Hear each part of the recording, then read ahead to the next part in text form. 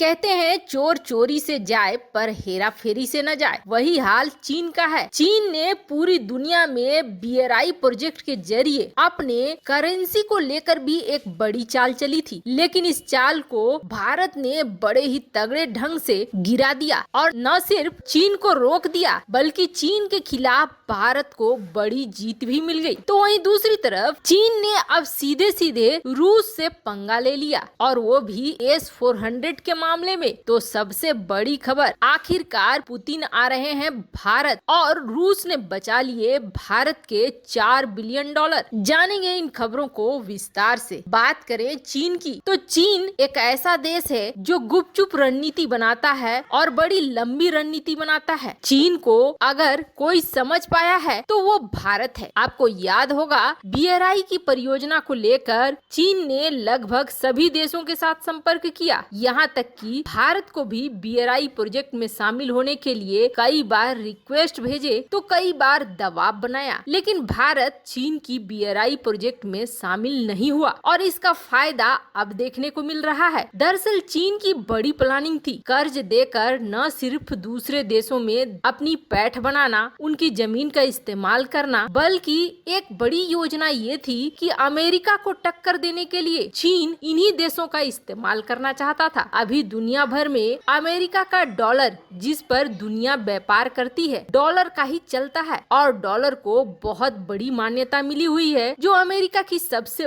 बड़ी शक्ति है। अब चीन जैसे जैसे बीआरआई प्रोजेक्ट को बढ़ा रहा था, वैसे वैसे इन देशों के साथ अपनी करेंसी युआन में व्यापार करना चाह रहा था, न कि डॉलर में। ऐसा करने से धीरे धीरे डॉलर का महत्व खत्म हो जाता और युआन अपना महत्वपूर्ण जगह बना लेता। लेकिन बीच में ही चीन ने बहुत बड़ी गड़बड़ कर दी और चीन की रणनीति बिल्कुल बिगड़ गई और इसे बिगाड़ दिया भारत ने। भारत के साथ जिस तरीके से चीन आक्रामक हुआ, ये रुख पूरी दुनिया ने देखा और भारत ने भी ऐसी कूटनीतिक चालें चलनी शुरू की कि अब पूरी दुनिया भर के देश ये कहने लगे हैं कि अब हम जो भी व्यापार करेंगे अपने फायदे को देखकर ही करेंगे। ऐसा नहीं कि सिर्फ चीन की बातों में आ जाएंगे और जो बीआरआई प्रोजेक्ट्स हैं वो अब अधर में लटकने लगे हैं। अधिकांश देश में चीन का कर्जा डूबने लगा है, तो जो करेंसी के लिए सपना देखा चीन ने वो चकनाचूर हो रहा है। तो वहीं दूसरी तरफ बड़ी खबर निकल कर आ रही है, चीन अब बहुत बड़ा धोखा देगा रूस को और रूस इस बात को समझ गया है। यही वजह है कि रूस अब भारत के साथ बड़ी डील करना चाहता है। वैसे चीन क्या धोखा देगा तो आपको बता दें, चीन की आदत है, चीन रूस से कभी भी बड़े सौदे नहीं करता है रक्षा के। जब भी वो किसी नए हथियार को खरीदता है तो 1-2 यूनिट में या फिर हाथों में उंगलियों में गिने जाने वाले यूनिट में ही खरीदता है, इससे ज्यादा वो नहीं खरीदता है। कारण क्या है? कारण ये है कि जब भी वो उन हथियारों को खरीदता है उसकी रिवर्स इंजीनियरिंग करता है और रिवर्स इंजीनियरिंग करके उन हथियारों की कॉपी बनाता है और इस बार नंबर है S-400 का। और ये खुलासा किया है पेंटागन की रिपोर्ट ने। पेंटागन की रिपोर्ट ने ये कहा है कि चीन ने रूस से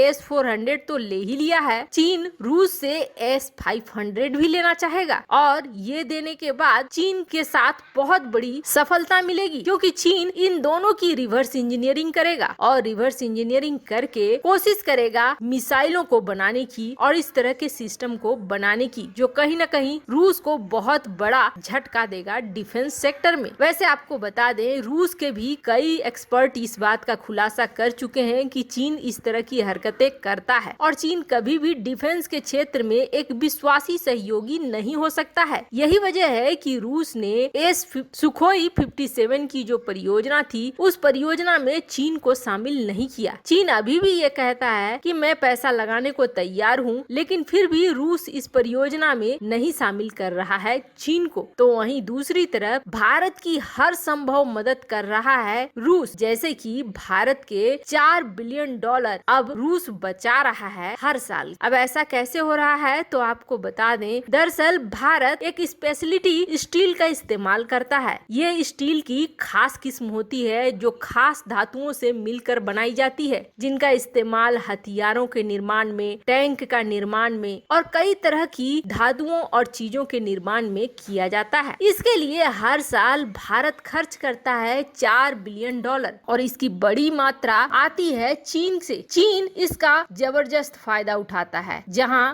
रॉ स्टील भारत से ही खरीदता है और फिर उसे स्पेशलिटी स्टील में बदलकर भारत को चौगुने दाम पर बेच देता है। अब ये चीज भारत ने बंद कर दी है और बंद करने में सबसे बड़ी मदद अगर किसी ने की है तो वो किया है रूस ने। दरअसल अब रूस भारत में अपनी टीम और अपने एक्सपर्ट भेज रहा है, जिसकी सहायता से इसे अब भारत में ही बनाने का कार्यक्रम चल रहा है। वैसे आपको बता दें, ये कोई मदद के तौर पर नहीं है, बल्कि भारत ने भी PLI स्कीम के तहत एक योजना निकाली है और इस योजना के तहत इंसेंटिव देगा भारत। भारत के इस्पात मंत्री गए हुए थे रूस, खास तौर पर इसी चीज को लेकर, और रूस ने भी हामी भर दी है कि जल्द उनकी कंपनियां और उनके एक्सपर्ट भारत में होंगे और भारत को सक्षम बनाएंगे, क्योंकि कच्चा माल तो भारत में मिल ही जाता है। इसे सिर्फ स्पेशलिटी स्टील में बदलकर चीन अरबों डॉलर कमा रहा है, जो बिल्कुल भी सही नहीं है। ऐसे में भारत इसे खुद अपने देश में बनाएगा। रूस की इस मदद से भले चीन चिढ़ गया हो, लेकिन अभी चीन के लिए और भी बड़े झटके बाकी हैं, क्योंकि अब राष्ट्रपति पुतिन आ रहे हैं भारत। रूस के राष्ट्रपति पुतिन की यात्रा पिछले साल ही होनी थी, लेकिन महामारी की वजह से कहें या दोनों देशों के बीच कुछ तनाव की वजह से कहें, दबाव की वजह से कहें, चाहे कोई भी कारण रहा हो, रूसी राष्ट्रपति और भारतीय प्रधानमंत्री के बीच होने वाली ये बैठक कैंसिल हो गई और पुतिन भारत नहीं आए। मीडिया में कई तरह के सवाल उठे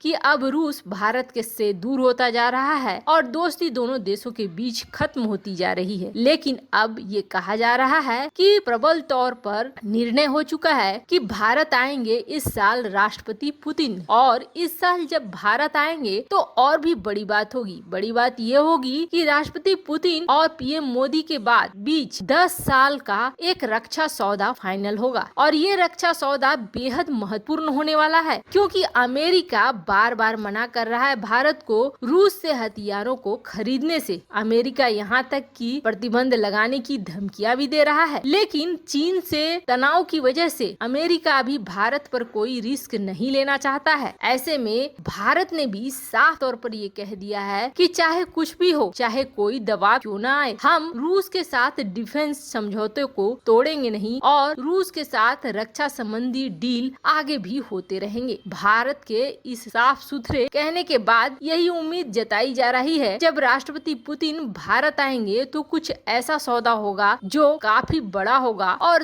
10 साल से कम का नहीं होगा। तो वहीं दूसरी तरफ कुछ एक्सपर्ट ये मान रहे हैं कि पुतिन अगर भारत आते हैं तो पुतिन को न्योता दिया है पाकिस्तान ने भी। ऐसे में संभावना ये जताई जा रही है कि भारत आने के बाद पुतिन हो सकता है पाकिस्तान जाए, लेकिन अब तक ऐसा नहीं हुआ है। अगर ऐसा होता है तो ये पहली बार होगा। वैसे आपको क्या लगता है, क्या राष्ट्रपति पुतिन भारत के बाद पाकिस्तान जा सकते हैं? कमेंट कर अपनी राय जरूर बताएं। जल्द मिलते हैं अगले वीडियो में नई खबर के साथ।